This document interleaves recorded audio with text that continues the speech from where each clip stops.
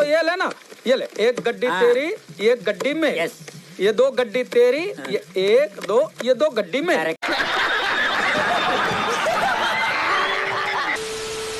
Guys भाई देखो, mood बहुत ज़्यादा ख़राब है और एक तो भाई मैं थका हुआ इतना हूँ, लेकिन भाई आज एपिसोड भाई पूरा अनस्क्रिप्टेड रखेंगे, सारे पॉइंट्स पे बात करेंगे। मेरे को नहीं पता चलेगा कि मैं कहाँ से पॉइंट्स कौन सा कब कहीं से भी उठा सकता हूँ, है ना। तो डेफिनेटली, लेकिन एपिसोड में आगे जाने से पहले यार again I think it's the perfect time जब हम अपने इस फैमिली में भाई एक नेक्स्ट स्टेप ले सकें। और भाई हम लोग 18,000 सब्सक्राइबर्स के बहुत ज़्यादा करीब हैं। सो डू मेक श्योर कि आपने चैनल को सब्सक्राइब नहीं किया तो ज़रूर करें। And I am promising you कि आज से नहीं तो 101% कल से हम लोग फीफा करियर मोड या फिर फीफा स्ट्रीम्स अपने चैनल पे वापस से स्टार्ट कर रहे हैं। साथ ही साथ डिस्कॉर्ड पे मैं पूरा एक्टिव रहूंगा और इंस्टा पे भी एक्टिव रहूंगा।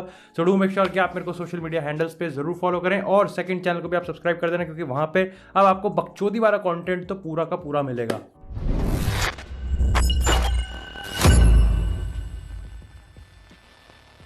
लेकिन इसी के साथ बात करते हैं आज के धोबी पछाड़ वाले मैच में, जहाँ पे सिटी ने भाई लिटरली, मैं बता रहा हूँ, देखो पता है मेरे को समझ में नहीं आ रहा कि मेरे को पता है बुरा किस चीज़ का ज़्यादा लगना चाहिए, इस चीज़ का कि हम सिटी से हार गए या फिर इस चीज़ का कि एक्चुअली में हम मैच खत्म होने से पहले हार गए।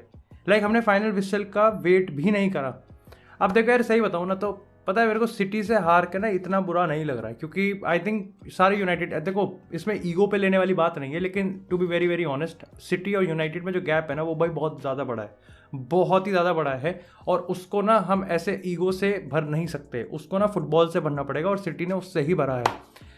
अब देखो डेफिनेटली अगर हम बात करें अपने पहले हाफ के परफॉर्मेंस की, सेकंड हाफ के परफॉर्मेंस में जैसे हम इसको एलैबोरेट और डिस्क्रिप्टिव वे में हम बात करेंगे, लेकिन सबसे ज़्यादा एम्बैरेसिंग चीज़ पता क्या लगी? एम्बैरेसिंग ये लास्ट के 20 मिनट।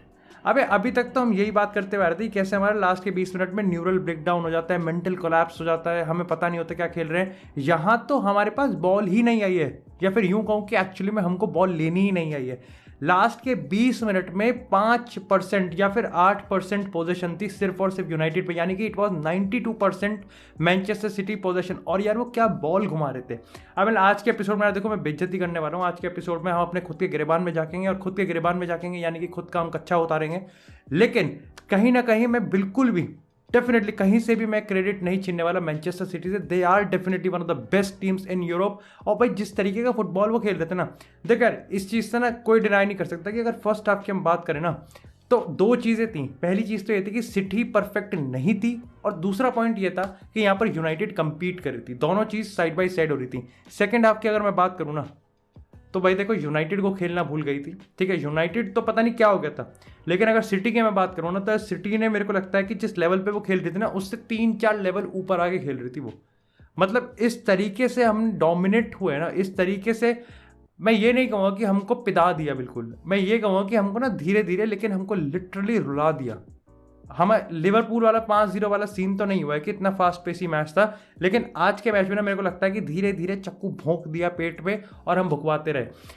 डिफेंसिवली देखो हम अभी तक ये बात करते हुए आ रहे हैं कि भाई अटैक हमसे क्रिएट नहीं हो रहा है, और आज तो रोनाल्डो भी नहीं था, कवानी भी नहीं था, राशफोर्ड भी बहुत लेट आया, तो आज तो कहीं ना कहीं हमारे पास सिर्फ मिडफील्ड था। और देखो यार ये चीज़ शायद से मैंने अंचित के पॉडकास्ट पे गई थी या फिर मैंने अपने पॉडकास्ट पे गई थी, मेरे को समझ में नहीं आ रहा, लेकिन हमने इस पॉसिबिलिटी को एक्सप्लोर एक्चुअली में करा था कि what if Bruno number false 9 खेल सकता है। और वो चीज़ कब होगी? जब हम कहीं ना कहीं यहाँ पर डायमंड मिडफील्ड के साथ जा सकते हैं। वैसे आज हमने डायमंड मिडफील्ड के साथ नहीं गए थे इतने ज़्यादा, हम 4-4-2 खेल आ रहे थे with Pogba and Bruno Fernandes as the 2 number, मतलब एज ए 2 वेरिएशन स्ट्राइकर्स आप फर्स्ट 9 मान लो। अब इसके अपने आप में बहुत ज़्यादा प्रोस थे, लेकिन इसके अपने आप में बहुत बहुत ज़्यादा कॉन्स थे। और मैं आपको बताऊँ ये गेम कहाँ पलट गया?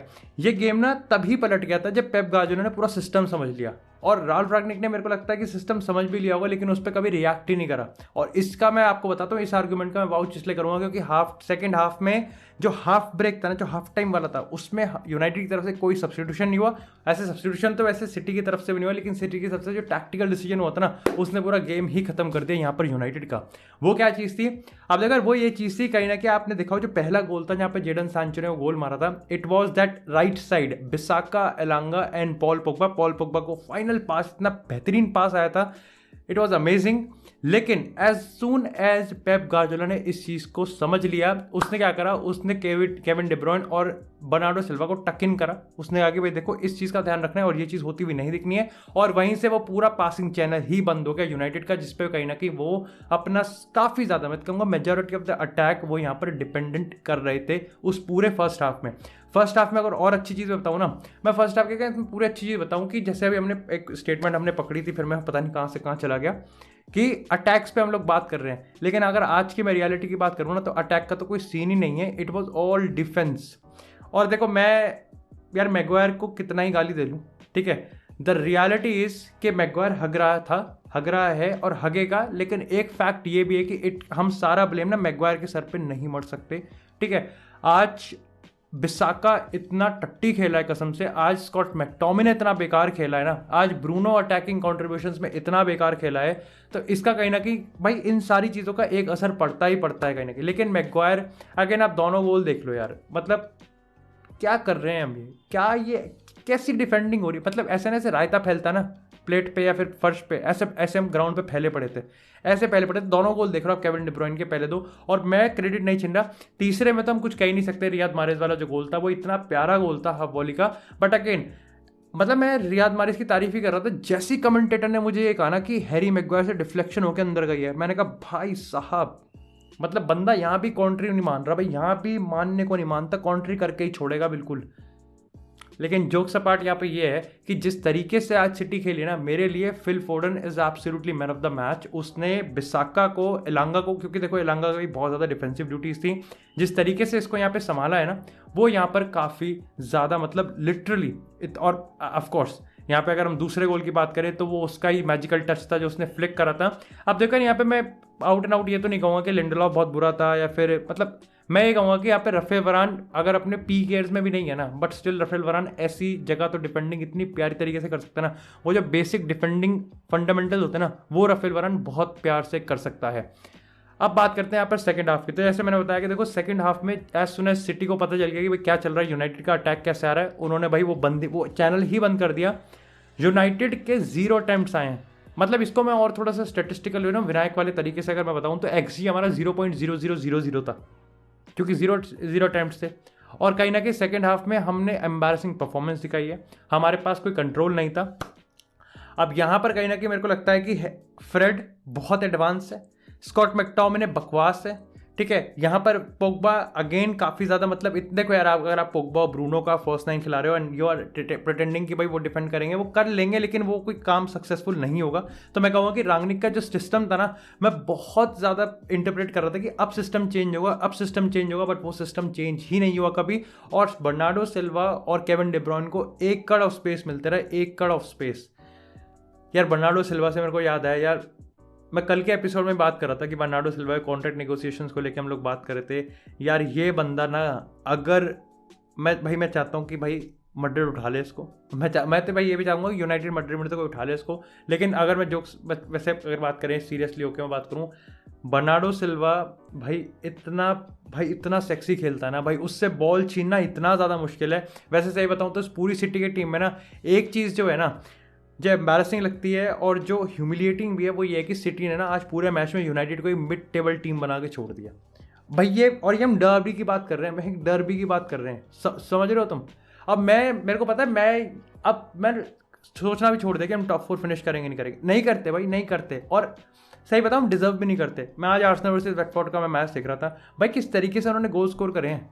आप चाहकर भी, आप ना चाहते हुए भी कहीं ना कहीं सिर्फ आप उनको तारीफ कर सकते हो, आप ना चाहते हुए भी सिर्फ आप ये प्रिटेंड कर सकते हो कि काश यार हम इनके जैसा खेलते, ठीक है। तो हम डिजर्व नहीं करते, और इसलिए मैंने अब सोचना भी छोड़ दिया। और आने वाले टाइम में अगर मेरे को लगता है कि एक आधे मैच में कैसी परफॉर्मेंस आ गई ना, तो मैं सोचूंगा कि ठीक है भाई, वो ना धक्के से हो गई। लेकिन इसी के साथ यार बात करते हैं काफ़ी ज़्यादा इंटरेस्टिंग, डिबेटेबल और कंट्रोवर्शियल स्टोरी की। अब देखो यार, हमेशा की तरह रांगनिक का जो प्रेस कॉन्फ्रेंस होता है ना, वो सेक्सी तो होता ही होता है, उसमें कुछ ना कुछ हमको पॉइंट ऐसा मिल ही जाता है कि अगला जो मैच होता है ना, उसके अराउंड ही उसकी स्टोरी घूम रही होती है। और यहाँ पर भी सेम चीज़ यहाँ पर हुई है। तो सबसे पहले बात करते हैं कि क्रिस्टियानो रोनाल्डो के होने या ना होने से इस मैच पे कितना ज़्यादा असर पड़ता। अब देखो यार, to be very very honest ना, क्रिस्टियानो रोनाल्डो के बगैर ऐसा नहीं है कि बहुत अच्छा खेल दिया हम, ठीक है। अगर मेरे को पता है ऐसा लगता है कि हमारा प्रश्न मतलब रोनाल्डो के साथ की बात करें या रोनाल्डो के बगैर की हम बात करें, हमारा प्रश्न एक उसकी तरह डाइस की तरह होता है, लूडो की डाइस होती है ना, कि उस पर 2 नंबर आ गए तो 2 प्लेयर प्रेस कर देंगे, 6 नंबर आ गए तो 6 प्लेयर प्रेस कर देंगे, ठीक है। वो समझ रहे हैं कि लॉटरी वाला हिसाब है, हमारा कोई प्रेस अच्छा नहीं है।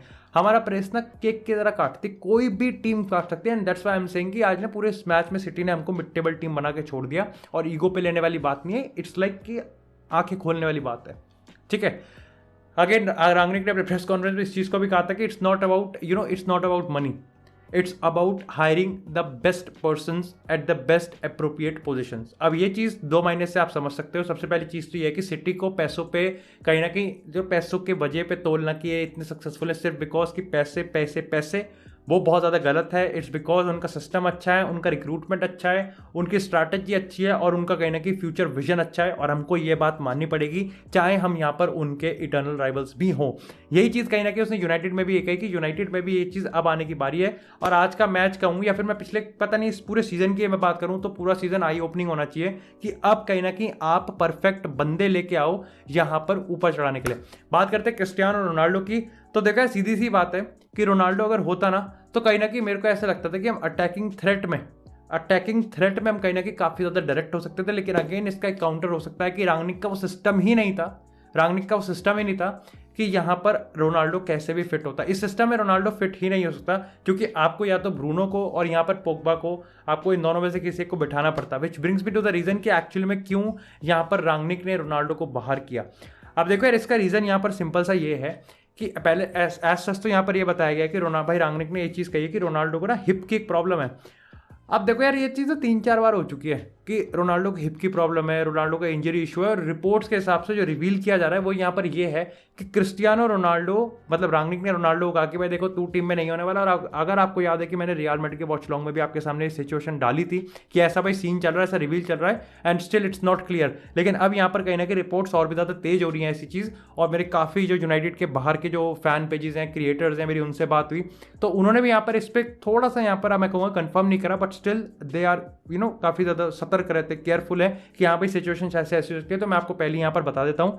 तो भाई यहाँ पे सीन यहाँ पे होता है कि रांगनिक ने रोनाल्डो को बताया कि भाई देखो तुम टीम में नहीं हो, and it is definitely because of the tactical reason. मैं भाई नया सिस्टम खिलाना चाहता हूँ सिटी के अगेंस्ट, और आपको मैं बेंच पे रखूंगा। रोनाल्डो ने इस चीज़ से मना कर दिया, और रोनाल्डो ने कहा कि इस आइडिया को मैं ठीक है तू नया सिस्टम खिला ले, but I won't be in the bench, मैं फिर पूरे स्क्वाड से ही मेरे को बाहर कर दो। और यहाँ पर ऐसा बाहर कर दिया गया है। हाउएवर भाई पूरी सच्चाई बताऊंगा इसके अराउंड, इस रिपोर्ट की कॉन्ट्राडिक्टिंग रिपोर्ट काउंटर ये है कि यहाँ पर बताया गया कि जब रोनाल्डो बाहर गया था, यानी कि वापस से अपने घर गया था, तो वो अपने गाड़ी के पीछे वाली सीट पे बैठा हुआ था, ना कि ड्राइविंग सीट पे, विच इंडिकेट्स कि शायद से सही में ही उसको कहीं ना कहीं एक माइनर इंजरी हुई थी। बट अगर मैं डेफिनेटली आज एक फुटबॉल डेली का एपिसोड बनाऊंगा तो उसमें ये वाली सिचुएशन मैं आपको क्लियर कर दूंगा कि इसके रिगार्डिंग यहाँ पर क्या सीन अभी बन रहा है।